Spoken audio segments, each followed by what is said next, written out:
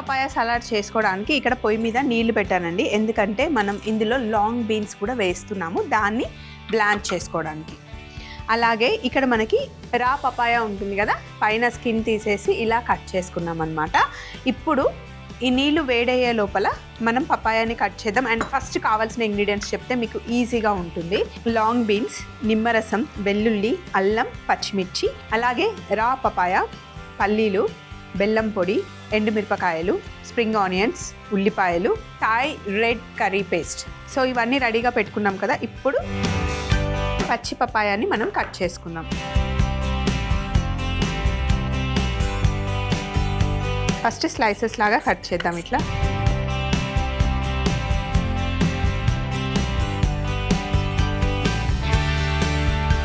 ఇలా కట్ చేసుకున్న తర్వాత స్లైసెస్ కట్ చేయాలి.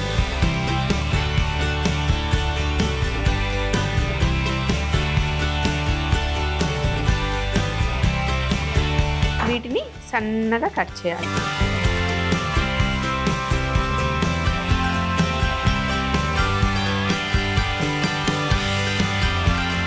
సో ఇలా సన్నగా కట్ చేసుకోవాలి. చూడండి ఎంత బాగుందో.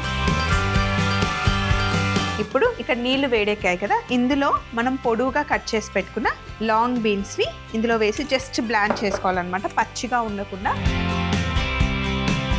చాలా లేతగా ఉన్నాయనుకోండి బీన్స్, అవసరం లేదు, ఇవి కొంచెం ముదిరాయి, సో అందుకని బ్లాంచ్ చేస్తున్నా అనమాట. అలాగే ఇక్కడ స్టవ్ ఆన్ చేసి పల్లీలని రోస్ట్ చేసుకోవాలి.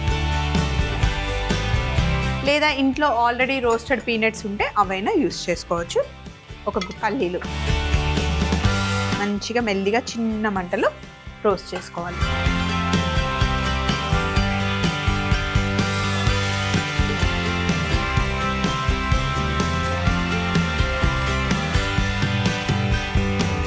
పీనట్స్ మంచిగా రోస్ట్ అవ్వాలి. అలాగే లాంగ్ బీన్స్ కూడా చక్కగా బ్లాంచ్ అయిపోయింది, తీసేసాను. మరి ఓవర్ కుక్ అవ్వకూడదు. సో ఇప్పుడు పీనట్స్ ఇలా మంచిగా రోస్ట్ అయిన తర్వాత రోల్లో వేసేద్దాం. ఈ డిష్ అంతా రోల్లోనే అవుతుంది, అన్నీ దంచుకోవాలి, మిక్సీలో వేస్తే మళ్ళీ బాగుండదు. సో పల్లీలు వేసాం కదా,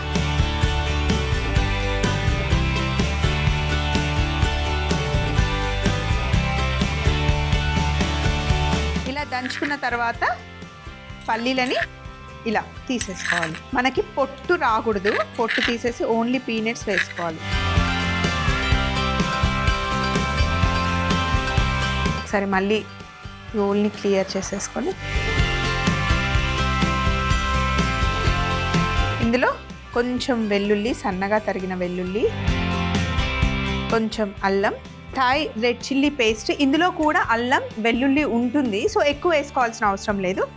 ఇందులో వేసే అల్లం వేరే అండి, దుంపరాష్ట్రం అంటాం కదా, అది వేస్తామన్నమాట ఇందులో.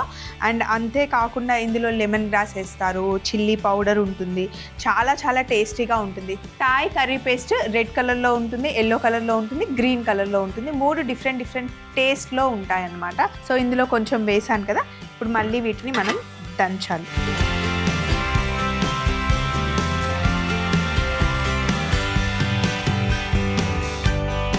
అలాగే ఇందులో పచ్చిమిర్చి కూడా వేసేసుకోవాలి, ఇంకా నిమ్మరసం కూడా వేసుకోవాలి.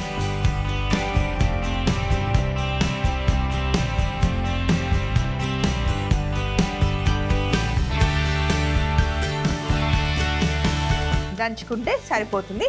ఇప్పుడు ఇందులో బెల్లం పొడి కూడా వేసుకోవాలి, వేసి మిక్స్ చేయాలి. సో ఇలా దంచిన తర్వాత ఇప్పుడు ఇందులో కొంచెం మనం ఉప్పు వేసుకోవాలి. కర్రీ పేస్ట్లో కూడా కొంచెం ఉప్పు ఉంటుంది, సో ఇక్కడ కొంచెం వేస్తే సరిపోతుంది. ఇప్పుడు ఇందులో క్యారెట్ వేసాను, అలాగే కట్ చేసుకున్న ఉల్లిపాయలు. పెద్ద కట్ చేసుకొని దంచుకోవచ్చు కదా అనుకోవచ్చేమో మీరు, కానీ ఇలా జస్ట్ దంచితే ఆ ఫ్లేవర్స్ అన్నీ వెజిటేబుల్స్కి పట్టుకోవడం కోసమే దంచాలన్నమాట. అలాగే సన్నగా పొడుగా కట్ చేసిన టమాటా ముక్కలు, లోపల గింజలు లేవు, రెడ్ చిల్లీస్, అలాగే మనం కట్ చేసి పెట్టుకున్న పచ్చి బపాయ,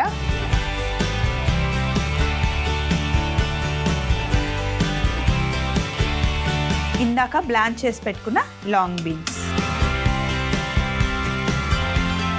ఇవన్నీ వేసిన తర్వాత ఒకసారి మొత్తం కలిపేసుకోవాలి.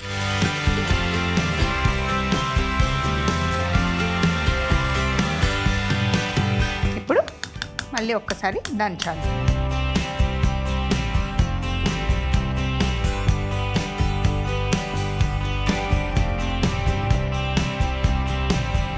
దంచేసాం కదా, ఇప్పుడు మనకి ఫైనల్ ప్లేట్ కావాలి. ఈ లోపల ఒకసారి ఇక్కడ ఉన్న సందడంతా క్లియర్ చేసేసి ఫైనల్ ప్లేట్ పెట్టుకొని ఫైనల్గా ఎలా ప్రజెంట్ చేయాలో నేను చూపిస్తాను. సో ఇప్పుడు మొత్తం ఒకసారి బాగా ఇట్లా మిక్స్ చేసుకుంటే రెడ్ కర్రీ పేస్ట్ మంచిగా పట్టుకుంటుంది. దీన్ని కాసేపు పక్కన పెట్టేసి ఇప్పుడు ఫైనల్ ప్లేట్ తీసుకొని దాంట్లో ఇలా మిడిల్లో పెట్టుకోండి.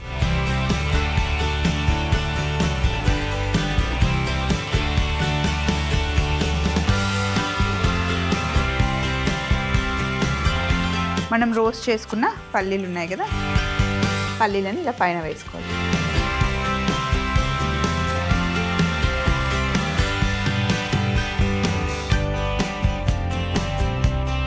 అలాగే కాస్త స్ప్రింగ్ ఆనియన్స్ కూడా పైన గార్నిష్కి వేసుకోవాలి.